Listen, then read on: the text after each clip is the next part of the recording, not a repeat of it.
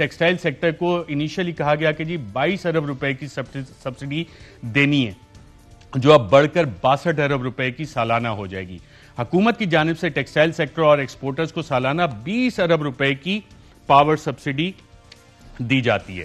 Budget سال 2020-21 میں آئی P Ps کو سبسڈی نہیں دی گئی تھی، مگر بجٹ سال 2021-22 میں آئی پی پیز کو 136 ارب روپے کی سبسڈی دے دی گئی۔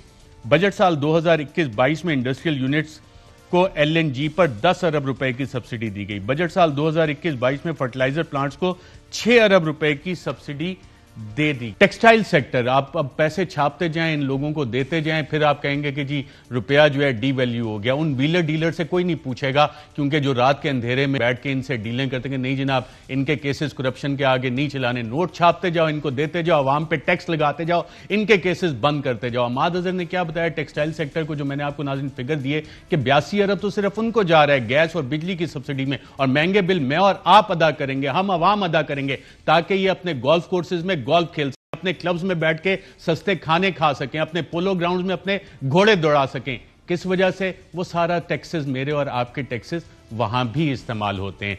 کیا سبسڈی جاتی ہے ان ارب پتی بھیک منگوں کو ٹیکسٹائل سیکٹر کے؟ آئیے دیکھتے ہیں۔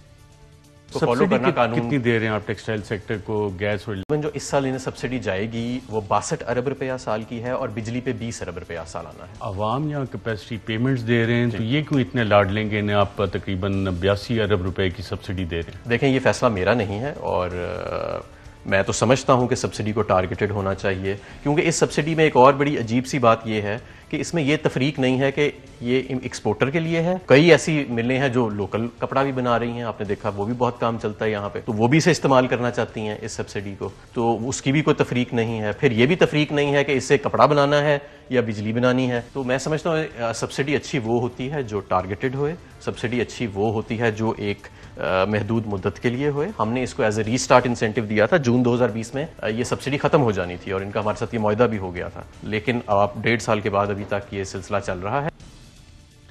جی ناظرین، آج 350 ارب کے آپ پہ اضافی ٹیکسز لگے، صرف یہ سبسڈیز ہی ختم کرنے، ٹیکسٹائل سیکٹر کی گیس اور بجلی کی 82 ارب روپے کی سبسڈی، آئی پی پیز کی 136 ارب روپے کی سبسڈی، ایل این جی پر 10 ارب روپے کی سبسڈی، فرٹیلائزر کو 6 ارب کی سبسڈی، اور ناظرین شوگر پہ بھی سبسڈی دی جاتی ہے۔ اور آپ کو یاد ہوگا ناظرین، ہم آپ کو بتاتے رہے، آئی پی پی کمیشن رپورٹ سے آپ کو بتایا کہ کس کو کتنے پیسے جا رہے ہیں۔ بڑے مافیاز نہیں پکڑے جا رہے کیونکہ ویلر ڈیلر ہیں، یہ وہی ویلر ڈیلر ہیں ناظرین۔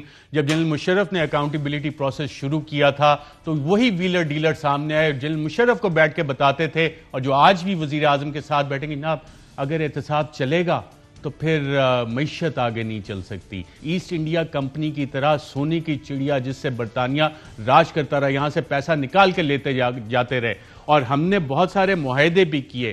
جو براڈ شیٹ کمیشن رپورٹ ناظرین سامنے آئی تھی، اس میں 200 کی لسٹ تھی، یہ وہی 200 افراد ہیں جن کو آج بھی سبسڈی مل رہی ہے، یہ وہی 200 افراد ہیں جو جنرل مشرف کے دور میں لسٹ بنی تھی ایسڈ ریکوری کے حوالے سے کہ یہ وہ اشرافیہ ہے جنہوں نے پیسہ لوٹا، اور سب کا مال ایسٹ انڈیا کمپنی کی طرف باہر پڑا ہے۔ کہ معاہدہ جس کمپنی کے ساتھ ہوا نیب کا، وہ باقاعدہ طور پر رجسٹرڈ تھی، وہ ایڈریسز موجود تھے، تو پھر یہ نیب نے جو پیمنٹس ہیں کولاریڈو والی کمپنی کو، وہ کس کھاتے میں کی، کیسے کی، اور میں آپ کو یہاں پہ ایک ڈاکومنٹ دکھا رہا ہوں، ڈپٹی ہائی کمشنر منظور الحق ہے، بریگیڈیئر عنایت، ان کو لکھا گیا ہے، اور انہوں نے کہا ہے کہ in continuation of our facts of even number of today and my telephonic conversation with Ms Madina Khan regarding payment to be made to Broadsheet LLC, Mr. Jeremy James is insisting that the payment should be made by wire transfer latest by tomorrow at Compass bank, Northglenn, Colorado, ABA routing number وغیرہ وہ سارا دیا ہے۔ پھر باقاعدہ طور پہ transfer of funds کا ایک 2008 کا ہمارے پاس لیٹر آتا ہے، $1.5 ملین، یہ باقاعدہ طور پہ ہم پیمنٹ کر دیتے ہیں براڈ شیٹ LLC کو۔ تو یہ جو پیمنٹس کی گئی ملینز آف ڈالرز کی، کیا ہم نے صحیح کمپنیز کو پیمنٹس کی ہیں، یا یہ اس کے پیچھے بھی جب آپ لیئر اپون لیئر نکالیں گے تو کہیں نہ کہیں پاکستانی لنک نکل آئے گا؟ جی بالکل، دیکھیں پاکستانی لنک نکل بھی آئے گا، اور اس چیز کی بھی تحقیقات ہونی چاہیے کہ اس وقت یہ پیمنٹ کیسے کی گئی۔ جیسے میں نے پہلے کہا ہے، یہ 2008 میں سارا کام ہوا ہے، اور اس وقت ڈیو ڈیلیجنس نہیں کی گئی، جیسے آپ پوائنٹ آؤٹ کر رہے ہیں۔ یہ وہ کہانی تھی جس میں نیب کے اندر ہی نیب کے افسران نے نیب ہی کو لوٹ لیا، اور جو 200 افراد جو اس وقت بھی لسٹ شامل تھی اور جو آج بھی بیٹھ کے سبسڈیز لے رہے ہیں، ان کو یہاں پہ ایک ویلر ڈیلرز نے چھوٹ لے کے دی تھی۔ اہم ترین خبریں اب ایک کلک کی دوری پر، ہر لمحہ باخبر رہنے کے لیے سبسکرائب کریں ہمارا YouTube چینل۔ اپنے موبائل فون سے ملکی اور بین الاقوامی اہم خبروں تک رسائی کے لیے ڈاؤن لوڈ کیجیے موبائل ایپ۔ باموثوق ذرائع سے مصدقہ خبروں، تجزیوں اور تبصروں سے مستفید ہونے کے لیے وزٹ کیجیے پاکستان کی سب سے بڑی news website ARY news پہنچا رہا ہے خبریں سب سے پہلے آپ تک، تاکہ آپ رہیں ہر لمحہ باخبر۔